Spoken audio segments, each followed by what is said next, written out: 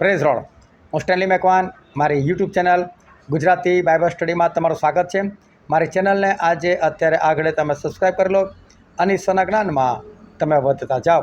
અંત સમય આવી રહ્યો છે અને અંત સમય વિશે ઈશ્વરે ખુદ પ્રભુ ઈસુએ જે ચિંતા વ્યક્ત કરી છે, જેની ભયાનકતા વ્યક્ત કરી છે, એ બહુ ખતરનાક છે. પ્રભુ કહે છે કે છેલ્લા સમયમાં મારા નામના લીધે લોકો તમારો દ્વેષ કરશે. તો બરાબર છે, એમાં કઈ મોટી વાત છે? તો વર્ષોથી થતું આવ્યું છે. પ્રભુના જમાનામાં પણ થતું હતું, એની પહેલાંનામાં પણ થતું હતું. લોકો એલિયાને સતાવ્યા, યર્મિયાને સતાવ્યા. તો આપણે શું છે? મૂસાને લોકો હેરાન કરતા હતા ને, તો આપણે શું છે? તો આમાં પ્રભુ નવી કઈ વાત કરે છે? હું તમને કહું, જ્યારે પ્રભુ કહેતા હોય ને ત્યારે એ વસ્તુ કંઈક અલગ હોય. પ્રભુ શું કહે છે કે મારા નામના લીધે લોકો તમારા દ્વેષ કરશે. મા બાપ પોતાના બાળકોને પકડાઈ નાખશે મારી નાખવાના માટે. બાળકો પોતાના મા બાપને પકડાઈ નાખશે મારી નાખવાના માટે. ભાઈ પોતાના સગા ભાઈને પકડાવશે કે ભાઈ મારી નાખો આને. બહેન પોતાની સગી બહેનને પકડાઈ નાખશે ભાઈ મારી નાખો આને. શું ઘરની અંદર આટલો બધો વિરોધ થાય? શું મા બાપ પોતાના છોકરાના એટલી હદે દુશ્મન થઈ જાય કે પોતાના છોકરાને મારી નાખવાના માટે કોઈને સોંપી દે? શું છોકરા એટલા નફ્ફટ થઈ જાય, એટલા શૈતાની થઈ જાય કે લોકો મા બાપને મારી નાખવાના માટે સોંપી દે? હા, આવું થવાનું છે અને થવાની તૈયારીમાં છે. તો એવું તો શું ઘરની અંદર થશે? એ કુટુંબનું વાતાવરણ એવું કેવી રીતે બદલાશે કે જેને કારણે મા બાપ, બાળકો, ભાઈ બહેનો એકબીજાને આટલી બધી નફરત કરતા થઈ જશે? એવું તો શું થવાનું છે એ જાણવાના માટે આ વિડીયોને તમે આખો જુઓ.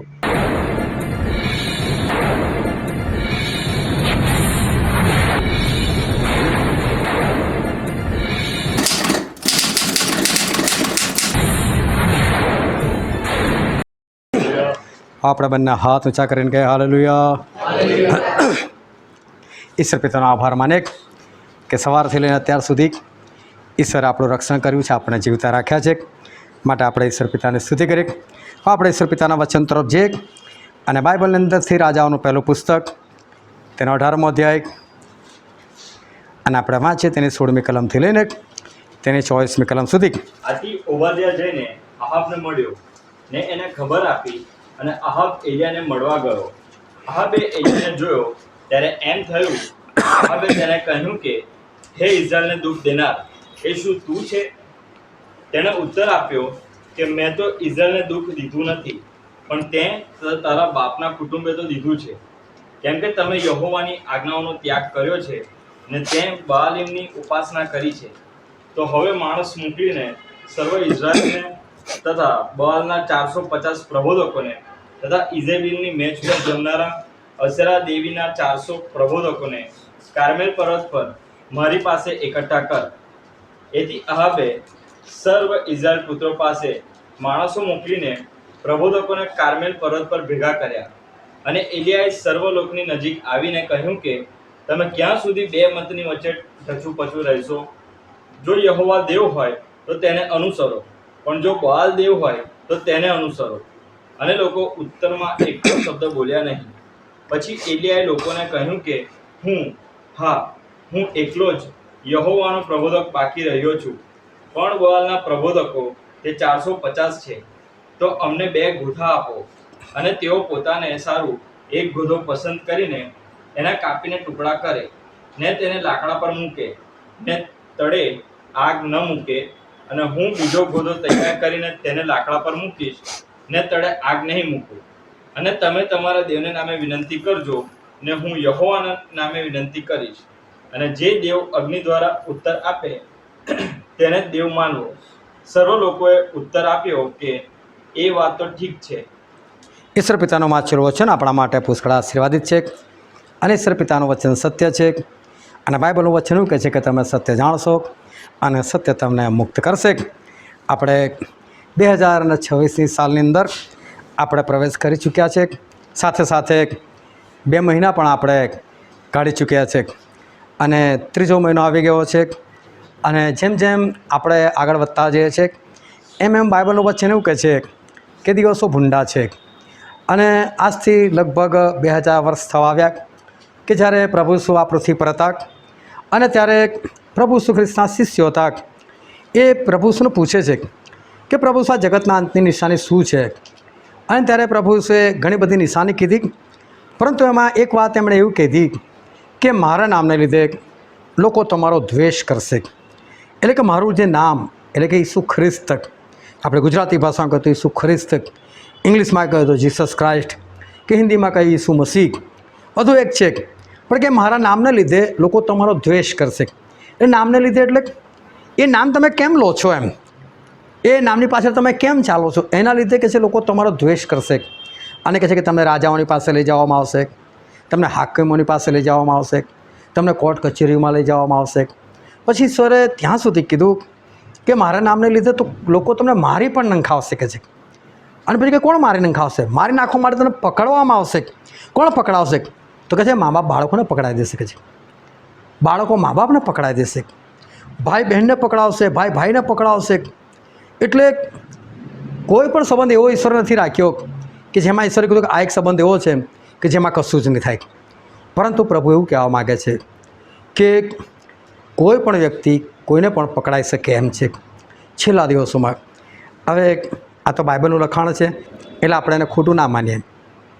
તો સવાલ આપણને થાય કે મા બાપ હોતા હશે બાળકોને પકડાવે, શું કામ બાળકોને પકડાવે? શું બાળકો એવું કરે કે પોતાના મા બાપને પકડાવે? શું કામ પકડાવે? શું પતિ પત્નીને કે પત્ની પતિને પકડાવે? શું કામ પકડાવે? એ લોકો તો એક થવાના માટે એ લોકો એક થયા છે, એ લોકો એકબીજાના સાથે જોડાયા છે. શું કામ એકબીજાને પકડાવે? શું ભાઈ ભાઈને કે બહેન ભાઈને એ તો પકડાવે? આપણા મગજમાં ના ઘૂસે એ વાત. પણ તો આ બોલનાર કોણ છે? પ્રભુ ઈસુ ખ્રિસ્ત. એનો મતલબ આવું થશે. તો આવું થવાનું કારણ શું? તો પ્રભુ કે મારા નામને ખાતર. તો મારા નામને ખાતર એટલે શું? તો પ્રભુ ઈસુનું નામ છે, એ નામની પાછળ જે લોકો ચાલે છે એ ચાલનારા અલગ અલગ પ્રકારના લોકો છે. આ તમે જુઓ, હિન્દુઓને પૂછો, મુસલમાનોને પૂછો, કોઈને પણ પૂછો કે ખ્રિસ્તીઓનો દેવ કોણ, તો કહેશે ભાઈ ઈસુ, કોઈ કહેશે પ્રભુ ઈસુ, કોઈ કહેશે ઈસુ ખ્રિસ્ત. પણ એ કોને ખબર છે ખ્રિસ્તીઓનો દેવ એટલે કોણ? એમ એનો મતલબ કે એ લોકોને વિશ્વાસ છે કે આ ખ્રિસ્તીઓનો દેવ છે. નામ તો લોકોની પાસે પણ છે, પણ એ નામની પાછળ ચાલે છે થોડા એ લોકો. પછી આપણે ખ્રિસ્તીઓની વાત કરીએ તો ખ્રિસ્તીઓમાં પણ અલગ અલગ પ્રકારના ખ્રિસ્તીઓ હોય. ઓછા વિશ્વાસી, અલ્પ વિશ્વાસી, પૂર્ણ વિશ્વાસી, અલગ અલગ એવા લોકો પણ હોય. કોઈ પ્રભુ શું પ્રભુ વિશ્વાસ કરે છે, કોઈ અડધો પડધો વિશ્વાસ કરે છે, કોઈ થોડો ઘણો વિશ્વાસ કરે છે, એવા પણ હોય. પ્રભુ શું પોતાના શિષ્યોને શું કહ્યું? અલ્પ વિશ્વાસીઓ કહે છે તમે કેમ સંદેહ આણ્યો? તમે કહે છે કે શક કેમ કર્યો મારી પર, કહે છે શક ના કરો એમ. એટલે પ્રભુ શું પોતાના શિષ્યોને પણ કહેતા હતા અલ્પ વિશ્વાસી. એટલે વિશ્વાસીની અંદર પણ ફરક હોય. ઘણા બધા એટલા બધા વિશ્વાસી હોય કે પ્રભુ માટે સગળું છોડવા આપણે તૈયાર થઈ જાય. ઘણા એવા પણ હોય કે પ્રભુ માટે કશું જ ના છોડે, કેમ કે લોકોને એ પ્રકારનો એ વિશ્વાસ નથી. અને જ્યારે આવું હોય, વિશ્વાસની અંદર જ્યારે ફરક હોય ત્યારે પ્રોબ્લેમ થાય કે ઓછો વિશ્વાસવાળો એ વધારે વિશ્વાસવાળાને પકડાઈ શકે છે. એને નાશ કરવાના માટે, ઘાત કરવાના માટે એ સોંપી શકે છે. કેમ? કારણ કે આવનાર દિવસોમાં જે પરિસ્થિતિ છે એ પરિસ્થિતિ કંઈક એવી થવાની છે. કારણ કે બાઇબલમાં તો બધું લખેલું છે, અને બાઇબલમાં લખેલું હોય કે ના પણ લખેલું હોય, પરંતુ અત્યારે તમે ઊંડાણપૂર્વક ખાલી તમે આ પૃથ્વીની ચારે તરફની જે ઘટનાઓ બની રહી છે એ ઘટનાઓને તમે ખાલી જુઓ. અત્યારે તમે જો બધાના મોડે જ વાત, ઈરાનનું યુદ્ધ, ઇઝરાયલ અમેરિકા અને ઈરાનનું યુદ્ધ, આ થયું તે થયું, ફલાણ થયું, ઢીકણું થયું. પણ તમને ખબર નેતાઓ ક્યાં બેઠેલા છે? એ લોકો દાવોસ જગ્યા પર બેસીને અત્યારે મિટિંગો કરી રહ્યા છે બધા દેશના એક થઈને, અને આવનાર દિવસમાં પૃથ્વી પર શું કરવાનું એની ચર્ચા કરી રહ્યા છે. આપણે બધાને ટીવી આપી દીધું, તમે આ બાજુ જોયા કરો, આ બાજુ જોયા કરો. અને એ લોકો કોઈ આગળનો પ્લાન કરવા માટે કોઈક જગ્યાએ ભેગા થયેલા છે. લોકો તો આપણને નથી ખબર પડતી. આપણને લોકો જે દેખાડે છે ને આપણે જોવા લાગી જાય છે. હાલ યુદ્ધ થયું, આટલી મિસાઇલો થોડી ફલાવટ નીકળું, એ બધી વસ્તુ અલગ છે. પરંતુ એ લોકો શું કરવા ચાહે છે, આગળ કેવી પરિસ્થિતિઓ કરવા ચાહે છે. આજે તમે જુઓ કે આજે ખ્રિસ્તી ધર્મને નાબૂદ કરવાની વાત છે, મુસલમાન ધર્મને નાબૂદ કરવાની વાત છે, દુનિયાના દરેક ધર્મને નાબૂદ કરવાની વાત. કોઈ ધર્મ ના જોઈએ. આપણા ભારત દેશની અંદર સૌથી વધારે વસ્તી કોની છે? હિન્દુઓની વસ્તી છે. અને એવા ભારત દેશની અંદર મેં ફિલ્મ નથી જોયું, પણ એવું ફિલ્મ આવ્યું ઓહ માય ગોડ, અને એની અંદર બધા દેવ દેવતાનું ખરાબ દેખાડ્યું, એ બધી બાબતોને અંધશ્રદ્ધા દેખાડી. એટલું જ નહીં, એ ફિલ્મ કહે છે ચાલ્યું પણ બહુ બરાબર. તો લોકોને મગજમાં શું ઠસવાનો પ્રયત્ન કરો? ભાઈ તમે જે માનો છો બધું ખોટું છે, આ બધું ખરાબ થઈ રહ્યું છે. પછી કોઈ બીજું ફિલ્મ આવેલું કોઈ પીકે કરીને, એની અંદર પણ દરેક ધર્મનું ખરાબ દેખાડ્યું. એમાં ખ્રિસ્તીનું પણ ખરાબ દેખાડ્યું કે ખ્રિસ્તીઓ ચર્ચની અંદર દારૂ પીવે છે કે છે. એ કોઈક જે પેલું પ્રભુ ભોજન પાડે છે એને દારૂ સાથે સરખાવ્યું કારણ કે વાઇન બોલાય છે. અને ખરેખર છે ને આ ભાષાનો પ્રોબ્લેમ છે. ઇંગ્લિશ ભાષા વિચિત્ર ભાષા છે. મને ખરેખર ઇંગ્લિશ ભાષા ગમતી જ નથી. બ્યુટી બટ થાય પણ પ્યુટી પુટ થાય તો વચ્ચે એક જ આપણો કાનો માત્ર બદલાય જ કદી. કાનોમાં જે હોય એ પ્રમાણે આપણે વાંચીએ ને આને તો બધું બદલાય કરે. અને ઇંગ્લિશ ભાષા તમે જો એનો ઝીણવટભર્યો અભ્યાસ કરો ને તો ઇંગ્લિશ ભાષા એક બનાવેલી ભાષા છે. ઇંગ્લિશ ભાષા જેમ જેમ જૂની થતી જાય એમ જૂના શબ્દો લોકો કાઢી નાખે છે અને નવા શબ્દો ઉમેરતા જાય છે. ભૂતકાળની અંદર ઇંગ્લિશની અંદર ધાય શબ્દો હતો, THY ધાય એટલે કે તમે, અને તું માટે શબ્દ વપરાતો હતો યુ.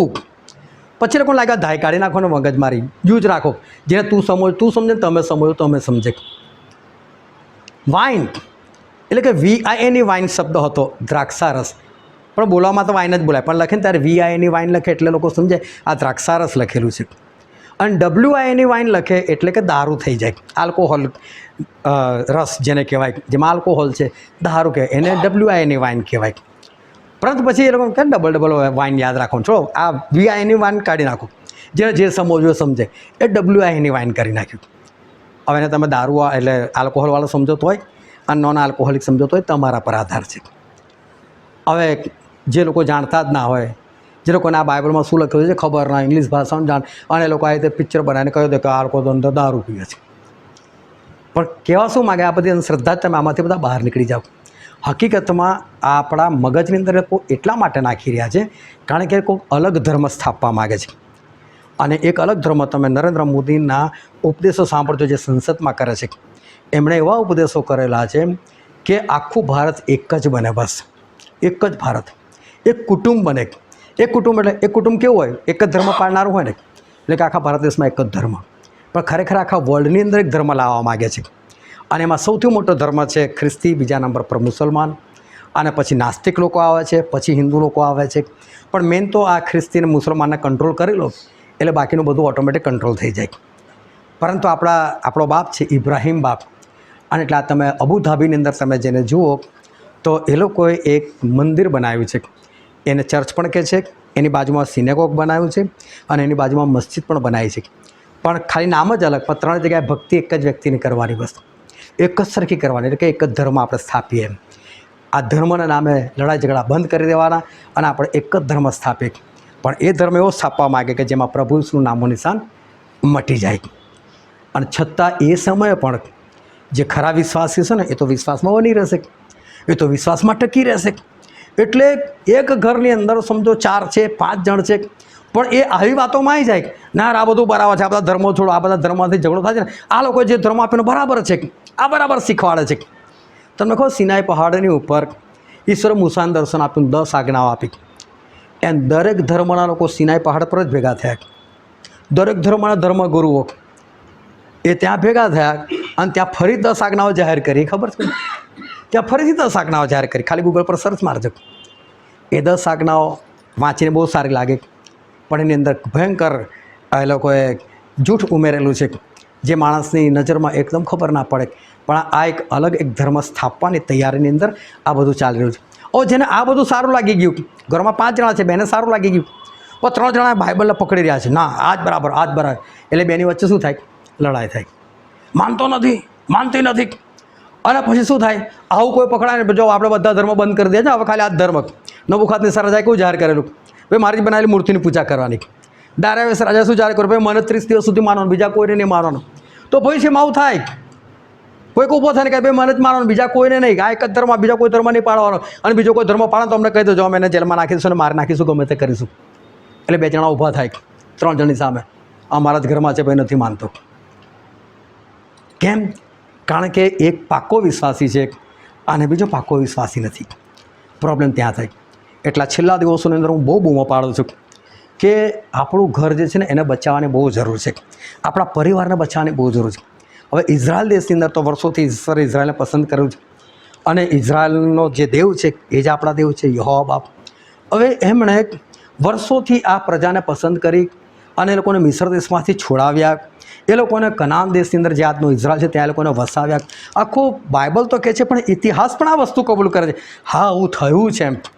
અને આપણી નજર સામે એટલે આપણા બાપ દાદાઓની નજર સામે 1948માં જ એ જ ઇઝરાયલ ફરી એ જ જગ્યા પર આઝાદ થયું અને ફરી એ દેશ અસ્તિત્વમાં આવ્યો. બહુ મોટી વાત છે. પરંતુ એ જ ઇઝરાયલની અંદર એક રાજા ઊભો થયો જેનું નામ હતું આહાબ, અને એણે ભૂલથી લગ્ન કરી નાખ્યું બહાર અન્ય સ્ત્રી સાથે, એટલે બીજા કોઈ રાજાની છોકરી સાથે લગ્ન કર્યું. હવે એ સ્ત્રી હતી, બાલ નામના દેવતાને માનતી હતી, બાલની પૂજા કરતી હતી. એ તો આવી પણ 450 તો બાલના પ્રબોધકોને લઈને આવી અને એના વર્ણ પણ શીખવાડજો, ભાઈ તા યહોવા બધું ભૂલી જા, આજ આપણા દેવ છે, બાલને માનો કે છે. રાજા બાલને માનવા લાગ્યું. રાજા બાલને માને એટલે શું કરે? આખી પ્રજાને પર હુકમ, ભાઈ બધા બાલને માનવાનું, બીજા કોઈને નહીં માનવાનું. એટલે બધા બાલને માનવા લાગ્યા. પણ એ સમયે 7,000 લોકો એવા હતા ઇઝરાયલની અંદર કે જે લોકો હજુ પણ પ્રભુને વળગી રહેલા હતા. આપણે જે 18માં છે ને થોડી જ કલામાં વાંચી 16 થી 24, પણ તમે આખો અધ્યાય વાંચો એટલે તમને ખ્યાલ આવશે. એમાં 7,000 લોકો એવા હતા કે જે લોકો દ્રઢતાથી પ્રભુને વળગી રહેલા હતા. હવે શું થયું કે ઈશ્વરે એ વખતે એલિયા પ્રબોધકને કીધું, જા એલિયા તું કે પેલા આહાબને જઈને મળ કે છે, એની સાથે વાત કર. અને ઈશ્વરે જે પ્રમાણે કીધું એ આપણે વાંચ્યું. અને એલિયા જાય છે આહાબ રાજાને કહે છે, આહાબ તું કહે કાર્મેલ પહાડ પર આવી જા કે છે, હું પણ આવીશ કે છે. અને કે છે આ બાલના જે 450 પ્રબોધક છે ને એને બી લે આવી કે છે, અને બીજા બી જે 400 છે પ્રબોધક એ લોકોને પણ લે આવી કે છે. ટોટલ 850 બધાને લઈને આવી કે છે, હું પણ ત્યાં આવીશ કે છે. એ લોકો એક વેદી બનાવે, એની પર અર્પણ મૂકે, લાકડા મૂકે, પણ લાકડાની અંદર આગ નહીં સળગાવવાની.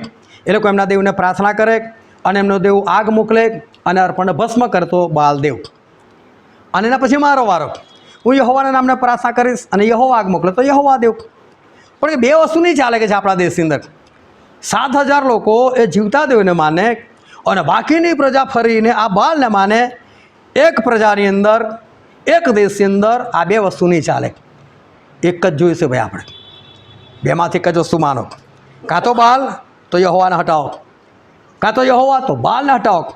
પણ એની પહેલાં ખાતરી કરો સાચું શું છે, પહેલાં ખાતરી કરો. અને એટલે પછી ખાતરી કરવાની વાત આવી. બધા ભેગા થઈ ગયા મોટી માત્રાની અંદર, કાર્મેલ પહાડી ઉપર ભેગા થઈ ગયા બધા.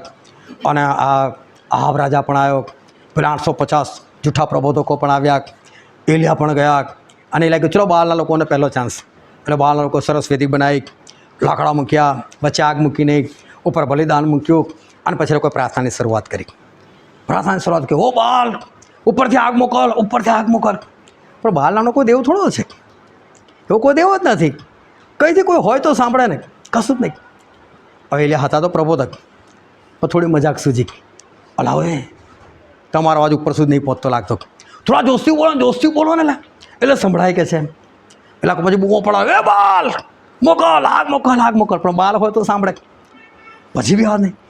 એલિયાને ફરી મજાક સૂજી, અલા એ સફરમાં નીકળ્યો હશે, હવા બહુ આવતી હશે, નહીં સંભળાતું હોય એને, બોલાવો ને કે છે ને.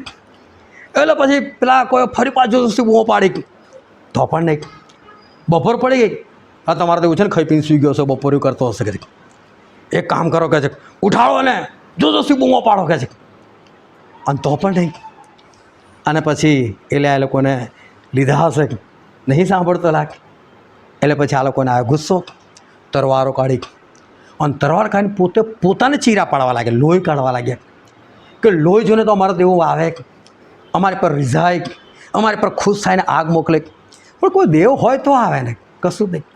એમ કરતાં કદાચ સાંજ પડવા આવી. એટલે એલિયા કહે ભાઈ તમને બહુ મેં સમય આપ્યો, તમારો દેવ નથી સાંભળતો, હવે મારો વારો. એટલે એમણે તો બીજાને બધા કે ચલો વેદી તૈયાર કરો. વેદી તૈયાર કરી, ઉપર બલિદાન મૂક્યું. અને પછી કોઈ કદાચ એવું કહે કે એલિયા કંઈ જાદુ ક્રિયા કરી હશે, અંદર કોઈ જગ્યાએ આગ સંતાડી હશે ને એટલે આગ આવી. કેમ કે એમને તો ખબર હતી કે આગ આવવાની જ છે. એટલે કીધું 12 ઘડા, 12 કૂડ છે ને, 12 ઘડા પાણી લાવો કે છે. અને 12 ઘડા પાણી લાવીને વેદી પર નાખી દો.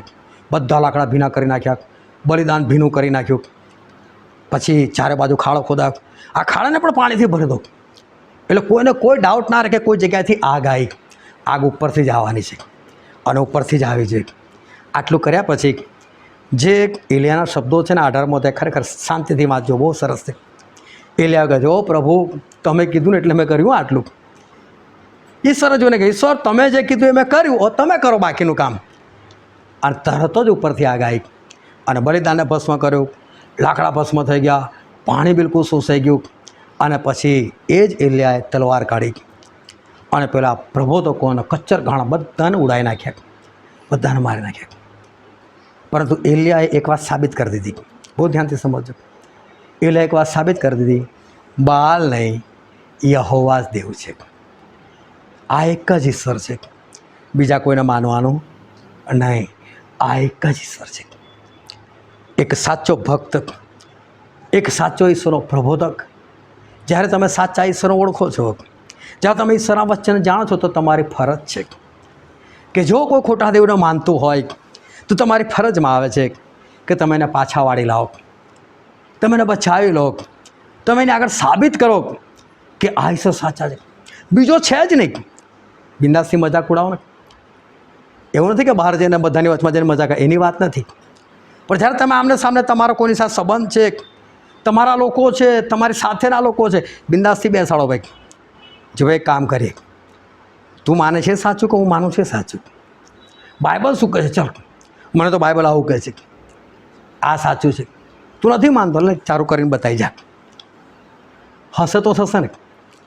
પણ આપણા ઈશ્વર એ તો સાચા ઈશ્વર છે ને, અને આપણા ઈશ્વર સાચા છે તો થશે તો એ જ ને જે સાચું છે. હાલેલુયા. બીવાનું નહીં, બિલકુલ બિંદાસથી કહેવાનું. કેમ? આપણા દેવ સાચા છે, આપણી ફરજમાં આવે છે. અને જ્યારે આપણે કુટુંબ તરીકે ભેગા થયા છીએ, ત્યારે આપણી બહુ મોટી ફરજ છે કે જ્યારે એક કુટુંબના પ્રભુએ કીધેલું છે કે ભાઈ મા બાપ છોકરાને પકડાવે, છોકરા મા બાપને પકડાવે, ભાઈ ભાઈને પકડાવે. પણ એ જેના ઘરમાં થવું થાય, મારા ઘરમાં શું કામ થાય? હું મારા ઘરમાં શું કામ થવા દઉં? હું મહેનત ના કરું મારા ઘરવાળા માટે? જો મારા ઘરમાં કોઈ કદાચ બીજું કશું માને છે, હું મહેનત ના કરું, હું એને યોગ્ય લાઈન પર ના લઈ દઉં. એ તો મારી ફરજ છે. પણ મારા ઘરમાં તું ના થાવ. પ્રભુ તમારી ભવિષ્યવાણી તમારી પાસે. ઈશ્વરે એવું નથી કીધું આ બધી ભવિષ્યવાણી તમારા ઘરમાં પણ પૂરી થવી જોઈએ. જે થવી જોઈએ જ થવી જોઈએ. પણ જે ખોટી ભવિષ્યવાણી, ખોટી મતલબ કે જે એવી ભવિષ્યવાણી કે જે આપણા માટે ખોટી છે, આપણે શું કામ પૂરી થવા દે? પ્રભુ કે તું અહીંથી નીકળ, તારો એક્સિડન્ટ થશે, તો આપણે પ્રભુની વાતને સાચી પડવાની? પ્રભુ આપણને બચવા માટે કહે છે ને, તો આપણે બચી જવાનું હોય. અને પ્રભુને એમાં જ આનંદ થશે તો બચી જશો. તો આના માટે બહુ ધ્યાનથી સમજો કે એલિયાએ એક જોરદાર કામ કર્યું. અને એલિયાએ કીધું, બે મતની વચ્ચે ઢચું પચું ના રહેશો. ઘડીકમાં આમ અને ઘડીકમાં આમ, આ નહીં ચાલે. આપણા એક જ ઈશ્વર છે, એક જ. અને માટે એક જ ઈશ્વરને માનો. એ અદ્ભુત ઈશ્વર છે, પરાક્રમી છે, એ સનાતન છે. અને જો આપણે આ વસ્તુ નહીં કરીએ તો અંત સમયે આપણને ઘણી બધી તકલીફ પડવાની છે. કારણ કે અંત સમય ખરેખર ખરાબ છે. અને બાઇબલની અંદર પ્રભુ કહે છે અને જગતની અંદર મોદી કહે છે. મોદી શું કહે છે? અચ્છે દિન આएंगे. અને પ્રભુ શું કહે છે? બુરે દિન આएंगे. તો સાચું કોનું પડવાનું? બરાબર. 2014 આપણા પ્રધાનમંત્રી સારા દિવસ આવ્યા. એ બિચારો ગમે એટલું તમારું સારું કરે તોય ના આવે. કેમ? કેમ કે પ્રભુએ કહી દીધું છે દિવસો ભૂંડા છે. એટલે જ્યારે ઈશ્વર કહે કે દિવસો ભૂંડા, તો સારા દિવસ આવે કઈથી? માટે સારા દિવસો કોઈનાથી નહીં જાણે. એ ખરાબ છે એવું નથી કહેવા માગતો, પરંતુ આપણા ઈશ્વરે કીધેલું છે. માટે ઈશ્વરો કહેલું પૂરું થવાનું છે. અને માટે હંમેશા આપણે પોતાના વિશે આપણે સાવધાન રહે, કાળજી રાખીએ. જે સાચું છે એને આપણે અનુસરનાર્થે, સાચું છે એને આપણે જાણનાર્થે, સાચું છે એને આપણે સંશોધન કરનાર્થે, અને સાચું છે એને આપણે સાબિત કરનાર્થે, કે જેથી કરીને આપણે આકાશ રાજ્યના આપણે વારસદાર થઈ શકીએ. હાલેલુયા. હવે આપણે આંખોને બંધ કરીએ. આપણા મસ્તકો આપણે જીવતા જીવની હજુરમાનામાં આપણા ભલા સમય છે કે આપણે પોતાની જાતને આપણે તપાસીએ. ભલા સમય છે કે આપણે પોતાની તપાસ કરીએ. આ સમય છે કે આપણે પોતાના આત્માની સાથે વાત કરીએ, આપણા આત્માની પરીક્ષા કરીએ. આજે હું કયા રસ્તા પર છું? હું શું માનું છું? હું કેવી રીતે જીવન જીવું છું? મારા ઈશ્વર કેવા છે? જેમિલિયાને પોતાના ઈશ્વર પર પૂરો વિશ્વાસ હતો કે મારા જ ઈશ્વર ઈશ્વર છે. મારા ઈશ્વર જે લખેલું છે એ જ સાચું છે. મારા ઈશ્વર મને જે કહે છે એ જ સાચું છે. એકલા દ્રઢતાથી વળગી રહ્યા. એમને કેવો વિશ્વાસ હતો. પણ જે લોકો ખોટા વિશ્વાસમાં હતા, એ લોકો મરી ગયા ત્યાં સુધી એ લોકોને કોઈ બચાવવા ના આવ્યું, એ લોકોને કોઈ સારું કરવા માટે ના આવ્યું. પરંતુ આજે આપણી પાસે સમય છે કે જે સત્ય ઈશ્વર છે હંમેશા આપણા પક્ષમાં ઉભા રહે છે. જે સાચા દેવ છે હંમેશા આપણા પક્ષની અંદર આવે છે. એ આપણા માટે યુદ્ધ લડે છે. એ આપણને શાંતિ આપે છે, આપણને આનંદ આપે છે. પરંતુ એમના વચનની ઉપર આપણે દ્રઢતાપૂર્વક વિશ્વાસ કરીએ. એમણે જે લખેલું છે એ પ્રમાણે થનાર જ છે. એમણે જે લખેલું છે એ પ્રમાણે થયું જ છે. અને માટે આપણે સત્યને આપણે વળગી રહેના છે. કારણ કે અંતના દિવસો ભયંકર દિવસો એની અંદર આપણે ફસાવું નથી, પરંતુ આપણે બચવું છે અને આપણે ઘણા બધા લોકોને બચાવવા છે. ત્યારે આપણે પોતાની જાત વિશે આપણે સાવધાન રહીએ, આપણે કદી પણ ઢચુપચું ના રહીએ, પરંતુ હંમેશા આપણા ઈશ્વરની જીવનની અંદર એમના જીવનમાં કદી ઢચુપચું નથી. એમના જીવનની અંદર હા છે, આપણા જીવનની અંદર પણ આપણે હા જ રાખીએ અને હંમેશા ઈશ્વરની પાછળ આપણે ચાલનાર છે.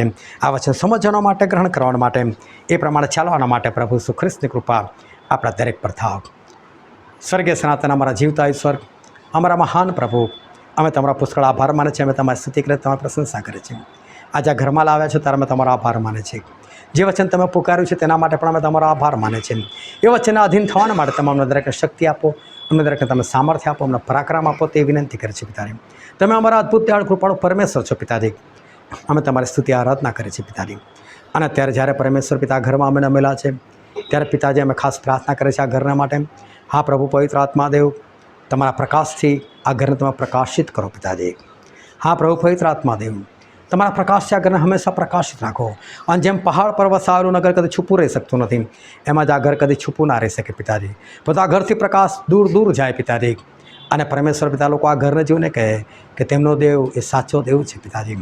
હા પરમેશ્વર પિતા, એ રીતે તમે આ પરિવારને પુષ્કળ ઊંચાઈમાં તમે ઉઠાવો, તે અમે તમને વિનંતી કરી તમારી પાસે કૃપા માગીએ છીએ. હા પ્રભુ, તમારા લોકોની ઉપર જે જવાબદારી મૂકી છે એ નિભાવવા માટે તમે તમને શક્તિ આપો, સામર્થ્ય આપો, તે કૃપા માગે છે. આ જગ્યાને ચારે તરફ તમે તમારા સ્વર્ગદૂતોને ફરતા રાખો, તે કૃપા માગે છે. અને પરમેશ્વર તમારા બાળકોએ જે નાસ્તાની વ્યવસ્થા કરે છે તે નાસ્તાને તમે શુદ્ધનો પવિત્ર કરો, આશીર્વાદિત કરો. બનાવના હાથોના આશીર્વાદ કરો, ઘરના ભંડાર ભરે રાખો. અંદર તમે તમારું પોતે રક્ત લીધું જ્યારે પેટમાં જાય ત્યારે તમને નગમતી સગડી વાતો દૂર થાય. કઈ પિતૃપ થાય તમારા મહિમાનાથી બળ પ્રાપ્ત કરે, તમારા મહિમાનાથી અમે તેનો ઉપયોગ કરે તેવું થવા દો.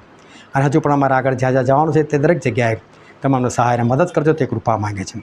સગળો માનવીમાં તમને આપતા, અમારા મુક્તિદાતા ઉદ્ધાર કરતા પ્રભુના પવિત્ર નામમાં અમે માગીએ છીએ.